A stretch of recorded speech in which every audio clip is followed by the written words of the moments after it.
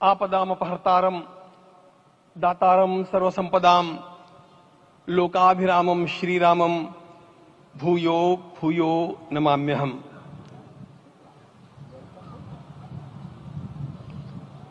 आज अंतःकरण अत्यंत उल्लास से, समाधान से और कृतज्ञता से भरा हुआ है। हमारा संपूर्ण राष्ट्र और पूरा विश्व भी आज भगवान श्री राम की प्रतिष्ठा से आलोकित होने का पर्व आरंभ हो चुका है।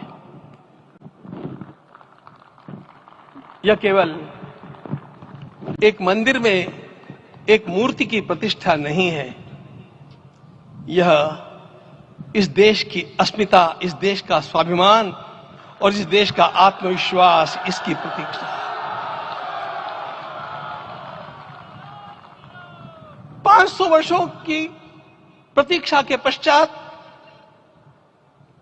यह संभव हो सका। इसके जो अनेक कारण हैं, उनके ऊपर तो आलोक हमारे सारे सम्माननीय अभ्यागत डालेंगे ही। मैं केवल एक काम के लिए यहां पर खड़ा हूं, छोटा सा काम।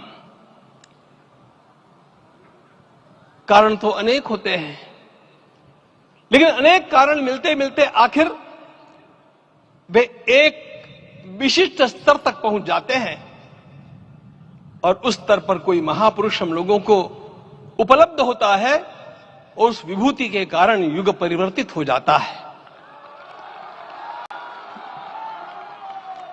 इस प्रकार का परिवर्तन लाने के लिए अपने जीवन को साधना पड़ता है और इस प्रकार जीवन साधने वाले हमारे इस देश की परंपरा के अनेक महान रत्नों में आज हम लोगों को समय की आवश्यकता, युग की आवश्यकता, सनातन के अंतःकरण की आवश्यकता के रूप में हमारे सम्माननीय प्रधानमंत्री जी प्राप्त हुए हैं।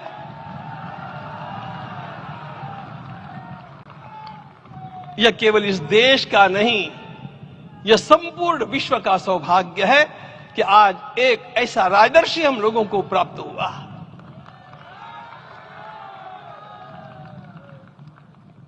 आपके मंगल हाथों से आज प्रतिष्ठा होने की बात थी, वह स्वाभाविक भी था, वो होना ही था मित्रों। लेकिन मुझे इस बात का आश्चर्य हुआ जब मुझे लगभग 20 दिन पूर्व समाचार मिले कि माननीय प्रधानमंत्री जी को इस प्रतिष्ठा के लिए स्वयं अपने लिए क्या क्या अनुष्ठान करके सिद्ध करना चाहिए, स्वयं को उसकी नियमावली आप लिख करके भेजें।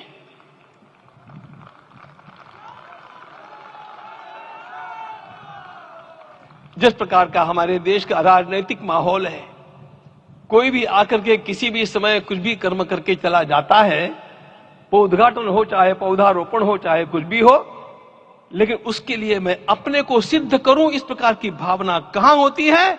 यदि किसी ने पूछा तो मैं कहूंगा कि यहां होती है। भगवान श्री राम की प्रतिष्ठा करनी है।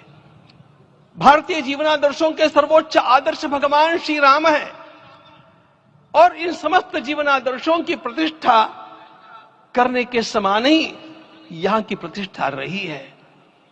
इसलिए एक महान विभूति को ऐसे लगा कि मैं अपने को भी साधूं। मैं कर्मणा मनसा वाचा, कर्म से, मन से और वाणी से अपने को उसके लिए शुद्ध बनाऊं, सिद्ध बनाऊं, और उसका मार्ग तप ही है। भगवत गीता ने कहा, यज्ञ दान तप कर्म न त्याज्यम कार्यमेव तत्। तप से ही विशेष परिशुद्धि होती है। आज मुझे आपको बतलाने समय अंतःकरण गदगद होने की अनुभूति हो रही है। मैंने तो कहा था, हम लोगों ने महापुरुषों से परामर्श करके लिखा था, आपको केवल 3 दिन का उपवास करना है, आपने 11 दिन का संपूर्ण उपोषण किया। हमने 11 दिन एक भुक्त रहने के लिए कहा था, उन्होंने अन्न का ही त्याग कर दिया। महाभारत में कहा गया है अनशन यह सबसे बड़ा तप है, अनशन। और उसको उनके जीवन में साकार होते हुए मैंने केवल देखा नहीं, मैं थोड़ा तार्किक हूं। आपकी परम पूजनीय माता जी से मिलकर के मैंने उसको रिकन्फर्म भी किया था कि आपका यह अभ्यास 40 वर्षों का है। ऐसा तपस्वी कोई राष्ट्रीय नेता प्राप्त होना यह सामान्य बात नहीं है। वे इन दिनों में हमने कहा था कि आपको विदेश प्रवास नहीं करना चाहिए, क्योंकि सांसर्गिक दोष भी आते हैं। विदेश प्रवास टाल दिया सांसर्गिक देशों के इस दोषों की संभावना के कारण, लेकिन दिव्य देशों का प्रवास ऐसा किया। नासिक से आरंभ किया, गुरुवायूर गए, श्रीरंगम गए, रामेश्वरम गए। इन सारे स्थानों पर जाकर के वहां के परमाणुओं को लेकर के और पूरी भारत माता के हर कोनों में जाकर के मानो वे निमंत्रण दे रहे थे कि आइए दिव्य आत्माओं, अयोध्या पधारिए और हमारे राष्ट्र को महान बनाने के लिए आशीर्वाद दीजिए।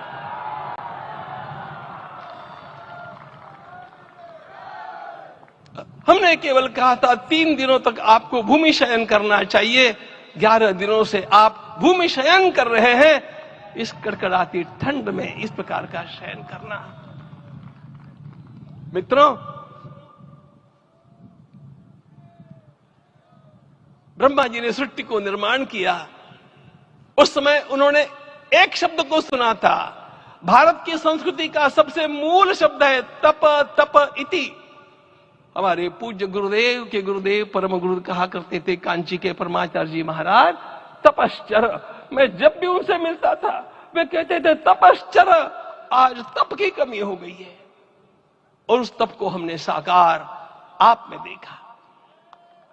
मुझे इस परंपरा को देखते हुए केवल एक राजा याद आता है जिसमें यह सब कुछ था, और उस राजा का नाम छत्रपति शिवाजी महाराज। छत्रपति शिवाजी महाराज। मित्रों, लोगों को पता नहीं है शायद, वे स्वयं जब मल्लिकार्जुन के दर्शन के लिए श्रीशैलम के ऊपर गए, 3 दिन का उपवास किया, 3 दिन शिव मंदिर में रहे, और महाराज ने कहा कि मुझे राज्य नहीं करना है, मुझे संन्यास लेना है, मैं शिव जी की आराधना के लिए जन्मा हूं, मुझे संन्यास लेना है, मुझे वापस मत ले जाइए। इतिहास का वो बड़ा विलक्षण प्रसंग है।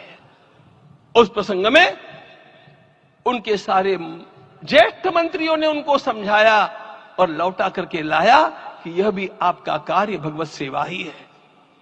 आज हम लोगों को उसी प्रकार के एक महापुरुष ऐसे प्राप्त हुए हैं जिसको भगवती जगदम्बा ने स्वयं हिमालय से लौटा करके भेज दिया कि जाओ भारत माता की सेवा करो। तुम्हें भारत माता की सेवा करनी है। मैं अपने को कभी श्रद्धा रखने के बारे में भावुक नहीं पाता हूं, लेकिन कुछ स्थान ऐसे होते हैं जहां पर आदर के साथ अपना मस्तक अपने आप झुक जाता है। ऐसा एक स्थान हम लोगों को उच्च पदस्थ इस राजर्षि ने जब दिखाया तो मुझे छत्रपति शिवाजी महाराज के गुरु समर्थ रामदास स्वामी महाराज की याद आ गई। उन्होंने शिवाजी का वर्णन किया, निश्चयाचा महामेरु, निश्चयाचा महामेरु, बहुत जनासी आधारू, अखंड स्थितिता निर्धारू, श्रीमंत योगी, श्रीमंत योगी, श्रीमंत योगी। हम लोगों को आज एक श्रीमंत योगी प्राप्त हुआ। आज मैं यहां पर केवल इसलिए खड़ा हूं कि इतने तपस्या के पश्चात इन सारे महात्माओं की अनुमति लेकर के और उनके आशीर्वाद लेकर के उनका यह तप पूर्ण करने के लिए, उसकी सांगता के लिए उनको चरणामृत दिया जा रहा है। आप सबकी सहमति हो तो आप सब लोग ओंकार का घोष करके मुझे सहमति दें।